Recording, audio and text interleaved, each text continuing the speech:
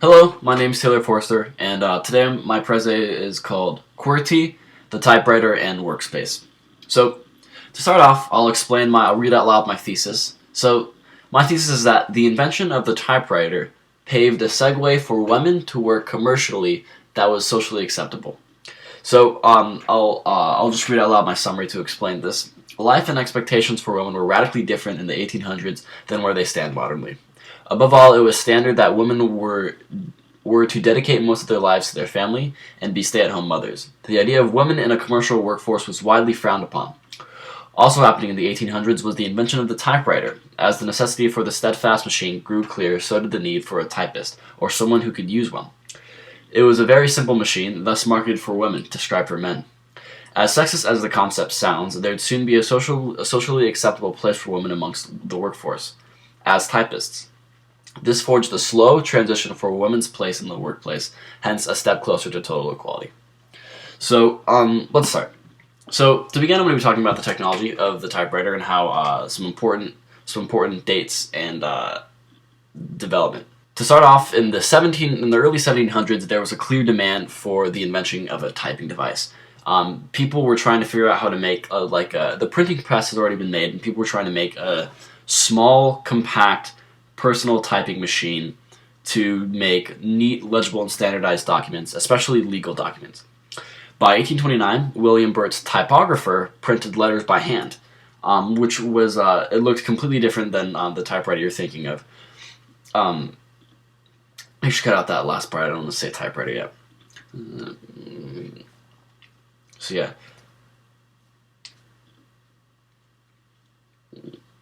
It was a really slow and manual process. But from 1829 to 1870, we'd see several typing device patents made. Many people were trying to get their hands and be the first ones to make a typing machine, a personal typing machine. So you'll see a bunch of them. However, none were really successful or realistic enough to enter production or be consumer friendly. An example of those, one of those is in 1865. Rasmus Hansen invented the Hansen writing ball, and this is one of the first attempts to arrange keys for speed. What I mean by that is, you'll see a picture of it soon, but it's just he rearranged the alphabet on the keyboard so you could type English words faster, as opposed to it being A, B, C, D, F, G. It was arranged differently. Finally, by 1876, the Scholes and Glidden typewriter was the first commercially successful typing machine. First off, it standardized the mechanical design, which was the blueprint that gave it the edge above all other typing machines in the past. And also, it was the first to feature QWERTY, which was QWERTY, which is the first layout of the letters you see on the keyboard, which it became standard up until today's standards. If you look at your keyboard, you'll see the first, on top, the first letters will spell out QWERTY. So, moving on, I have a few pictures. To the left, we have the Hansen writing ball, which looks very different than the typewriter we know now. And to the right, we have one of the first prototypes of the Scholes and Glidden typewriter, which features the mechanical design. The concept of a functional typing machine was really complex and hard to get, so it was an extremely slow and long process, which is why it took so long for the mechanical design to finally stand on its own. So the designs wouldn't have been able to be built without ideas from prior designs. So in other words, we kind of stood on the shoulders of giants. All designs were building off of each other and working towards an eventually better finite typewriter. And so, in other words, this is a causal relationship. I'm hoping that's saying you're right. Some casual relationship, meaning that they all depended on each other to finally get to the final typewriter. So the mechanical design became standard. What that means is that the mechanical design is just another way of saying like that each key was attached to a type bar that had the corresponding letter molded in reverse into the striking head, which is what, as I mentioned, gave it its leading edge. So now we're going to be talking about the social and environmental influences. So Remington, the company who bought the typewriter patent, marketed typewriters for women because they knew that typing was very simple, and so they figured that men didn't want to do it. That men would probably, I'll just get a woman to do it for me. So they used the slogan "easy enough for a woman," to sell first off, and then so second off, they is to the right picture you can see they had like a floral design, and they used a similar skeleton to a sewing machine. There's a pedal you can see at the bottom, like how a sewing machine has, so that way it'd be a familiar looking, it'd be very friendly for women to use. This served as a segue to get women out of the house and into work. And this is something that I'll be touching on in much more detail later on in the Prezi. And here you can see a very sexist and politically incorrect postcard made in the 1800s to give like a good example of like the stigma that existed back then. So moving on, we're going to get to the environmental influences. So the original typewriters were designed with smaller letterheads to conserve page space. So that means that the letterheads that stamped the paper that made the text character, they designed small to conserve space. So it made the type characters roughly around 12-point size, which is we call 12-point in modern ages word. So, and then later designs made the typewriter more mistake prone, and less mistakes means less wasting of paper. An example of how this is done was that the carriage return, which was eventually developed, allowed typists to see their own work. Prior, they couldn't do that. So all these things were conserving space in paper, which conserved paper, and thus being environmentally friendly. Now, eventually, this entire mechanic kind of changed when printers and digital things were introduced, but that's a completely different story. Now I'll be talking about the main people who were key in making the typewriter eventually come into fruition. So, as I've mentioned previously, there were many innovators who inspired the slow development of the typewriter, meaning that, now as I've already mentioned, there were many innovators who inspired the slow development of the typewriter.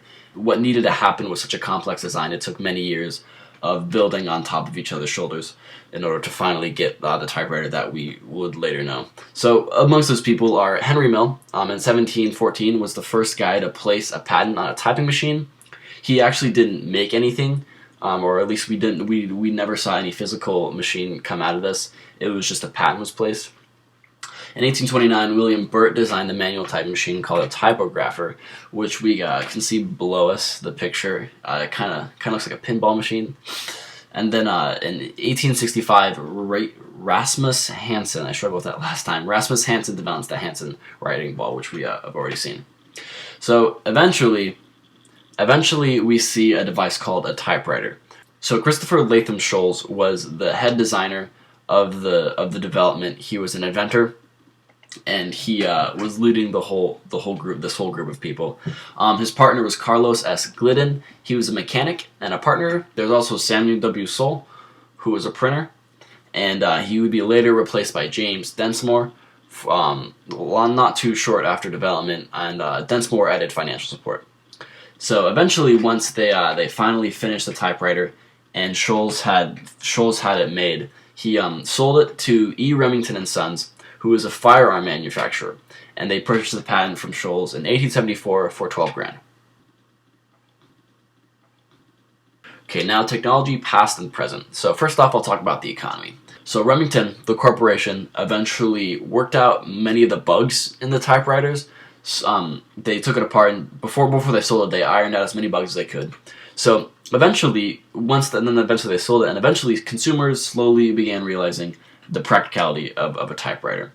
Of those people was Mark Twain, the legendary American author. Eventually Remington, another competitor, Remington had monopoly over the typewriter business for a while until the American Writing Machine Company came in and started competing. Because of the competition, better typewriters became produced in order to compete with each other, and once there were better typewriters, it only made more consumers, and which made more typewriters, and thus forth. And eventually, it became, once the typewriter had become a household essential, it became the birth of a completely new industry, where many people got involved trying to build the best typewriter. Of those people were eventually IBM, who made the first computer, which won't happen for another long time. But eventually, the typewriter would be completely widespread by the turn of the 19th century. Okay, now I'm going to go into the more social political aspect of it. So these were, I mentioned this a little bit before, but these were the expectations of women in the 1800s. So first off, quote, bringing home the bacon was the man's job. It was the man's job to work and provide for his family, and not the woman at all, because the woman was supposed to they were supposed to be stay-at-home mothers. They were supposed to make food and clean up and watch after the family and take care of their husband, and that's what their purpose was in life, was to serve the family and husband. So it was not, and because of this, it was not encouraged for women to pursue education or careers. And then, they're also expected to invest the majority of their income into their family and not themselves. And finally, to top it all off, women's suffrage in America didn't really happen until the turn of the 19th century.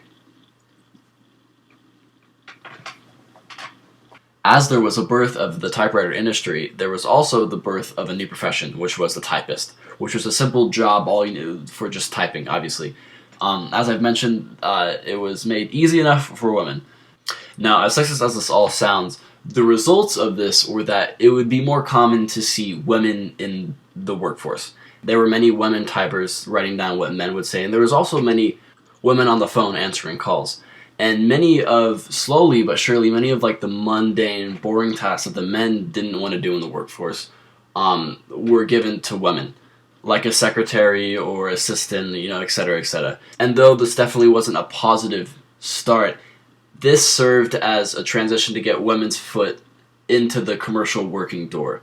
Once the 20th century started coming around, it became a lot more common for women to be able to do the same jobs that men did. And though this isn't, even to this day, this still isn't completely true, and there's still a degree of sexism in the workforce, we're definitely getting closer, and that's all can be rooted back to the invention of the typewriter.